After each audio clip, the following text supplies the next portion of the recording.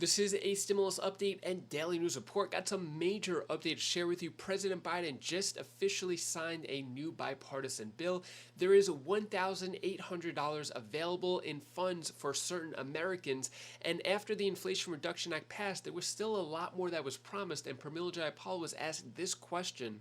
Is there some likelihood that the things that you're not happy about that didn't get in there, is there some likelihood about building consensus to get more of that done during your term? I'll play you the full video clip of what she says, and I'll play you a video clip of Nancy Pelosi talking about what's going on with China, as well as the Democrats doing more for the American people in terms of legislation being passed. We'll talk about student loan forgiveness, and I'll give you some other more important updates as well. Hope you're having a wonderful Wednesday. If you appreciate the fact-based, fast-paced updates, hit the like button down below. So Biden signs the China competition bill to boost U.S. chip makers. So this was that chip bill that was officially signed, $52 billion going to U.S. companies producing semiconductors to hopefully compete with China. So that was officially signed by President Biden. Also, when it comes to other legislation, Pelosi to urge House to pass Biden Inflation Reduction Bill as is. So although there are Democrats and President Biden doing some victory laps celebrating the passing of the Inflation Reduction Act in the Senate, it's still not official. It still has a long way to go before it makes it to President Biden's desk. But Nancy Pelosi saying as is before it gets voted on in the House. And then when it comes to China, Nancy Pelosi, big connection there. So China military completes tasks around Taiwan, plans regular patrol. So right after Nancy Pelosi went to visit Taiwan, China was doing a bunch of military exercises. A lot of people thought it was going to be a Russia-Ukraine situation with China invading Taiwan. Doesn't seem like it happened yet, but could it happen? And what made Nancy Pelosi so important? Take a look at this video clip right here and what can be done for the American people. Back in the 1990s, of course, another House Speaker went to Taiwan. Nobody really said much about it at all. Ambassadors go to Taiwan. Americans go to Taiwan. I would love to know what is the difference when I do it, when Gingrich does it, when ambassadors do it, and then suddenly when you do it. Suddenly, this is like a world crisis. What's the difference here? Well, I might even add, good morning, Joe. I might even add that just a short while ago, a number of senators, bipartisan group of senators went, including the chair of the Foreign Relations Committee, Mr. Menendez.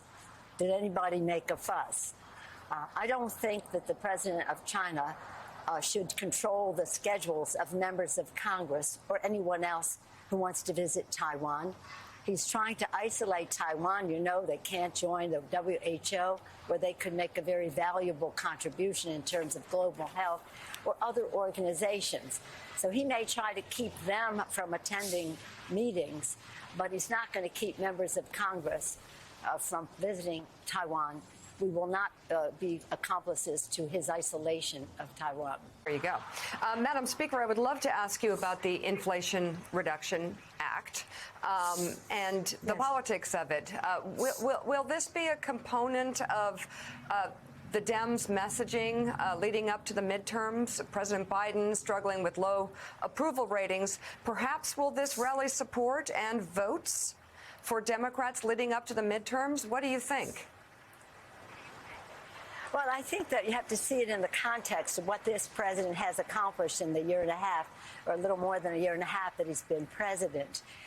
We did the rescue package, money in people's pockets, vaccinations in their arms, children back to school, people safely back to work, their infrastructure bill to build America in a way that has equity and fairness and protects the environment. And then today we'll go to the White House for signing the CHIPS and Science bill, which will make America more independent and more self-reliant in terms of supply chain and the rest. And that will help.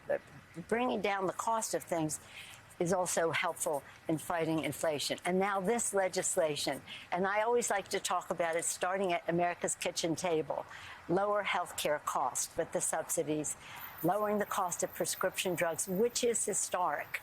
This is the first time that we have been able to have the secretary, and we've been working on this for decades, so it's time to get to have the secretary negotiate for lower prices. This is a blow to the pharmaceutical companies. They've said the Democrats are going to pay a price for doing this, for lowering the cost to Americans for prescription drugs. So this is about a fuller agenda of health care, making health care more affordable, making jobs more higher wages and good-paying jobs, as well as saving and protecting our environment. It's pretty exciting, and when you see it in the context of all the other legislation, and tomorrow signing the PACT Act to protect our veterans, it has an integrity to it. And yes, it is about meeting the needs of America's working families for the people, not politics.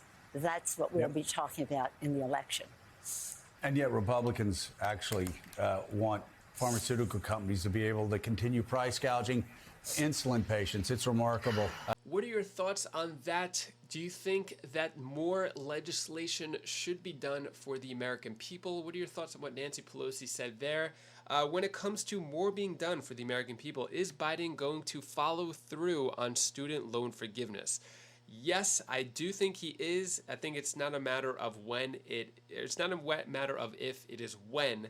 And I think he will do it. Also, it's a matter of how much. So I think after the thrill of the Inflation Reduction Act fades a little bit, a little time after that, and a little before the midterm elections, I think the announcement for student loan forgiveness will happen. He already said he's going to do it. It's just a matter of when he's going to make his decision. He said a few months ago he was going to make his decision within weeks, and now he's saying before the end of August. So I think, it's more of like a political thing. And the big question is, too, will it be the $10,000 which he promised on his campaign trail? I don't know. But also, in terms of other things that should be going out to the American people that were promised and what could be done through executive action, take a look at what Pramila Jayapal has to say about that. The FBI's search of Donald Trump's golf resort has been overshadowing what's shaping up to be a banner week for Democrats. Earlier today, President Joe Biden signed a major manufacturing bill into law in a ceremony on the White House South Lawn, praising House Speaker Nancy Pelosi and Leader Chuck Schumer for helping get it passed. The $280 billion package includes tens of billions of dollars to bolster the semiconductor industry here in the United States, an investment that'll go a long way in helping U.S. manufacturers build chips that power everything from smartphones to cars. A few hours later, President Biden was in the East Room of the White House signing documents that will bring Sweden and Finland closer to joining NATO. This all follows the Senate's near unanimous vote to approve their membership to the alliance, a vote that exceeded the two-thirds support needed. And the victory lap isn't over yet, as Biden pointed out earlier today. I hope to be signing the Inflation Reduction Act into law that's going to lower the cost of health care and energy and make historic investments to tackle climate crisis. That bill could head to the president's desk as soon as Friday. Now, that historic legislation is the much smaller version of President Biden's landmark Build Back Better bill, but major pieces of that original legislation exist in this new bill. That legislation was the result of hard negotiations by the leader of the Progressive Caucus, Congresswoman Pramila Jayapal. She held the line when parts of that monumental legislation were on the chopping block. So it's worth hearing from her about what she thinks of the Inflation Reduction Act and what's been left out of it. Joining us now is Congresswoman Pramila Jayapal of Washington. She's the chair of the Congressional Progressive Caucus, member of the House Budget Committee. Congresswoman, good to see you again. Thank you for being here. Ali, it's always great to be with you. Thanks for having me. Look, you have long struggled to get progressive priorities into this sort of bill, back when it was the other bill that we were talking about and now this one. Some of your progressive colleagues have argued that this is baby steps. It's not 100% of where you wanted to be in any particular place. How do you characterize it? Well, Ali, first of all, I'm really proud of the Progressive Caucus for holding the line, as you said, because if you remember, when the infrastructure bill came over to us, there was no Build Back Better Act. There were no negotiations, and there was no legislation passed through the House. And what you are seeing today, the Reduction Act, is significant in this bill. And I will tell you that while I am heartbroken for the pieces that aren't in it, this is a massive step forward. And it is a massive step forward in a couple of ways. First, It is really the biggest investment that we've ever had in reducing carbon emissions, 40% by 2030. And that is net of some bad provisions that we don't particularly like that are in the bill. Second, it is a really cost-cutting measure because not only are we bringing energy costs down about $1,000 a year for an average American family on energy cost reduction, but also healthcare costs. We're continuing the healthcare subsidies. And for the first time, Allie, not enough for me, but we are going to get a toe in the door of taking on big pharma and price gouging and allowing Medicare to negotiate a small set of drugs, admittedly, but still a beginning to really taking on big pharma.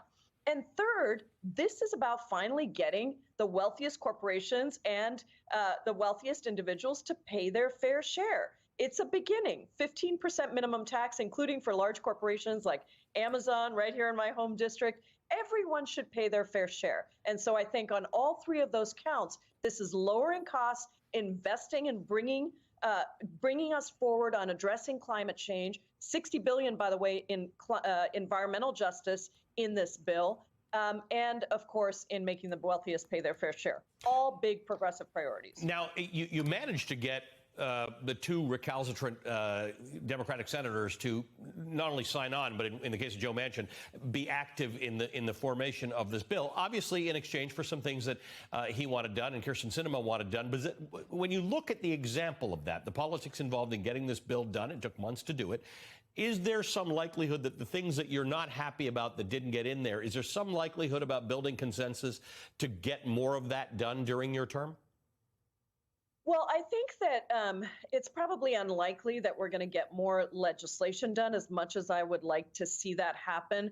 The pieces of the bill that I'm heartbroken about that we're not passing are, of course, the investments in the care economy, which would help bring women back into the workforce. But what I would say to people across this country who are, impatient that we haven't gotten that done is that we made a giant step forward in drafting the language and getting the consensus for 99% of the Democratic Party to be on board for universal childcare, universal pre-K, investments in housing, covering dental, vision, and hearing benefits for Medicare. And so all we need to do, Allie, is now get a couple more people, a couple more Democrats in the Senate who are on the president's economic agenda, and then we can pass it very quickly. In the meantime, we have an executive action slate that includes canceling student debt, that includes, raising the overtime threshold so that millions of workers can get a pay raise, and many other things around abortion, the Dobbs decision. And we're going to push on the executive branch to make sure the president is using every tool in his toolbox. What happened on insulin? I can't get my head around what happened there. There was legislation that made a lot of sense to limit how much people pay for insulin, which is a very old drug upon which the patent has run out a long time ago. I don't understand that. This is absolute heresy in my mind, because we had a provision, Democrats did, to cap the price of insulin at $35, not only for Medicare recipients, but for anyone on private insurance as well. That, of course, is a much, much larger group of people who would see the cost of insulin come down. And the Republicans refused to go along with the provision to extend that cap on insulin to a larger group of people. Now, of course, I should remind everyone that not a single Republican voted for any of this. Not a single Republican wants to cut healthcare costs for Americans or energy costs for Americans or take on climate change. This was passed on a Democratic-only vote, but it is particularly galling to see Republicans vote against. And I should say, I think there were 6 or 7 that voted with Democrats on this, but the vast majority of Republicans voted against capping the cost of insulin. That was just cruel, in my view, to all the people out there who are suffering with this high cost of insulin and price gouging. And millions of people. It's one of the most common afflictions in the United States. Seems like over the past year or so, Pramila Jayapal was promoting the Build Back Better and a lot of pieces of legislation saying that it was going to go through. It did not, and now she's saying it's going to have to be done through executive action if it is going to be done. So it's basically up to President Biden to take the torch and try to get more stuff done that was promised by Democrats. When it comes to other stimulus going out, Stimulus 2022, assistance up to $1,800 available to help pay energy bills in D.C. So residents in Washington, D.C. may be eligible for assistance up to $1,800 to cover their energy costs through the Low-Income Home Energy Assistance Program. Qualifying households can receive assistance between $250 and $1,800 as a one-time regular payment toward heating and cooling energy costs. And if you live in DC, you have to make less than $42,920 to get access to the $250 to $1,800. And yeah, that's all the news that I have for you today to hopefully cheer you up a bit. Here's my daughter Bella's tip of the day. Hi guys, this is Bella. This is the tip of the day. Do you like my stress ball? You squeeze it and then you feel better. So I'm going to tell you one thing you should do. Do the things that you want to do because you only have one life. Thank you so much for watching. Appreciate all of your time and support into the channel. If you like how we get straight to the point, subscribe, hit the like button, all that YouTube stuff. And today I'm actually going to go play some pickleball. It's my favorite thing to do. I'm going to go play with some friends in a little bit. And hopefully you have a great rest of your day. If you want to check out any of my other videos, my other channels, you could click right up here. And I'll see you in the next video. Take care, be safe. Thank you for watching.